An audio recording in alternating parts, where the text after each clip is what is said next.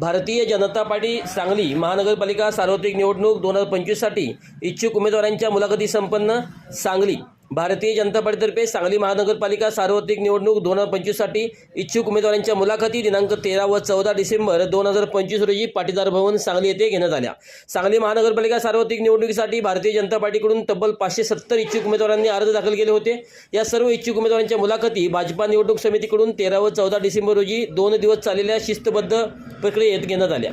या मुलाखती संघटन मंत्री मकरंद देशपांडे, आमदार सुधीरदादा गाडगीळ, निवडणूक प्रभारी व मिरज विधानसभा आमदार सुरेश भाऊ खाडे, प्रदेश उपाध्यक्ष व निवडणूक प्रमुख शेखर इनामदार, माजी आमदार दिनकर पाटील, जिल्हाध्यक्ष प्रकाश ढंग यांच्या उपस्थितीत पार पडल्या। सर्व इच्छुक उमेदवारांनी समितीसमोर आपली मते व भूमिका मांडली।